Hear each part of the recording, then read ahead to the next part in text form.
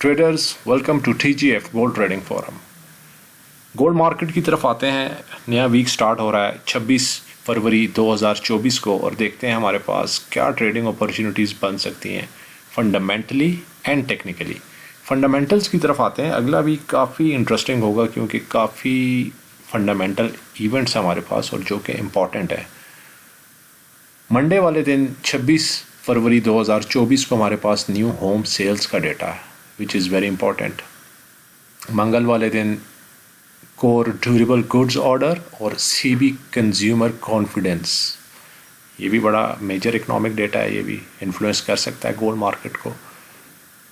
Wednesday والے دن GDP Q4 اور crude oil inventories. Crude oil inventories کا امپیکٹ تو گولڈ مارکیٹ پہ اتنا نہیں ہو سکتا کیونکہ یہ آئل سے ریلیٹڈ ہے.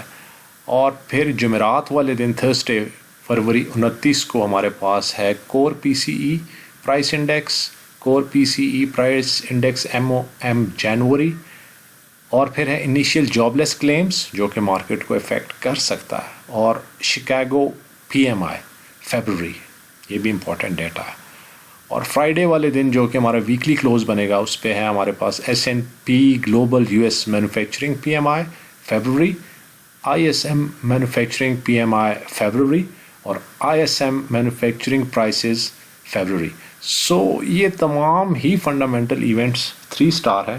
اس پہ گولڈ مارکیٹ میں کافی والیٹیلٹی رہے گی اور کافی ٹریڈنگ اپرچونیٹیز انٹرا ڈیز پہ اور لانگ ٹرم میں بننے والی ہیں اگر آپ مارکیٹ کو صحیح طرح پلان کر کے کھیلیں گے.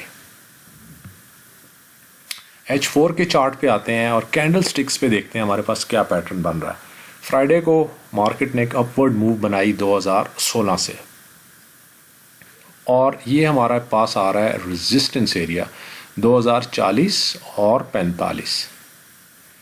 یہ سیل زون ہے ہمارا، یہاں پہ ہم نے شارٹ پوزیشنز ایڈ کی ہیں اور مارکیٹ کو مد نظر رکھتے ہوئے ہم یہ ایکسپیکٹ کرتے ہیں کہ مارکیٹ 2016 تک جائے گی.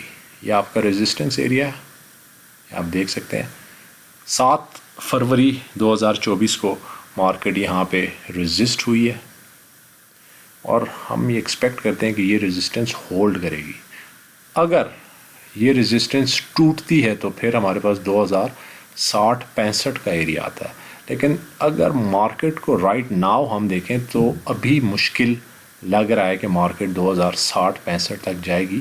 انفیکٹ مارکیٹ یہیں سے ریٹریس کرے گی اور 2016 کی طرف جائے گی. اگر 2016 کی سپورٹ ٹوٹ جاتی ہے تو پھر مارکیٹ 1985 کی طرف جائے گی جو کہ ہمارا پریویس لو ہے. ہم کیوں کہہ رہے ہیں کہ سیل زون ہمارا 40-45 بنتا ہے؟ اگر آپ مارکیٹ کو دیکھیں تو 1985 کے بعد مارکیٹ نے اسٹریٹ اپورڈ موو بنائی ہے. یہاں پر بلش ایکسچوسچن ہے مارکیٹ کے اندر، بلز تھوڑے تھکے ہوئے محسوس ہو رہے ہیں اور مارکیٹ کو مد نظر رکھتے ہوئے یہ کہا جا سکتا ہے کہ مارکیٹ 2016 کی طرف جائے گی. اور اگر 2016 ہمارا ٹوٹ جاتا ہے تو پھر مارکیٹ 1985 کی طرف جائے گی. مارکیٹ نے ایک بڑی موو بنائی ہے یہاں پر اور اب تھوڑا سا وہ وقت آ گیا ہے کہ مارکیٹ نے یہاں سے ریٹریسمنٹ کرنی ہے. اس لیے بائنگ کرنا ابھی بڑا ہی خطرناک ہے.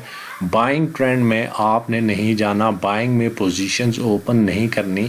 انفیکٹ فرائیڈے کو یہ جو موو 2016 سے اوپر بنی ہے یہ سیل دا اسپائکس اسٹریٹجی تھی کہ جو مارکیٹ اوپر جا رہی تھی آپ کو مارکیٹ میں سیلنگ پوزیشنز ایڈ کرنی تھی. مارکیٹ نے یہ امپریشن ضرور دیا ہے کہ اٹس گوئنگ بولش اور بہت سارے لوگوں کو، بہت سارے ٹریڈرز کو اس نے ٹریپ کرنے کی کوشش کی ہے، لیکن it was in fact cell the spikes. اس لیے ہم نے یہاں پر 2040 کے زون پر سیلنگ پوزیشنز ایڈ کی ہیں اور نیکسٹ ویک ہم ایکسپیکٹ کرتے ہیں کہ مارکیٹ 2016 تک جائے گی. اس کو بریک کرتی ہے تو پھر پریویس لو 1985 تک جائے گی. تو دیکھتے ہیں اگلے ویک ہمیں کیا ٹریڈنگ اپورچونیٹیز ملتی ہیں اور ہم ان کو کیسے کیپٹلائز کرتے ہیں. فنڈامنٹلز بھی اگلے ویک بڑے اسٹرانگ ہیں، بڑی زبردست ٹریڈنگ اپورچونیٹیز بننے والی ہیں. منتھلی کلوز بھی آئے گا تو دیکھتے ہیں اگلے ویک کیا ہوتا ہے. Stay managed, stay discipline, manage your equities well and good luck.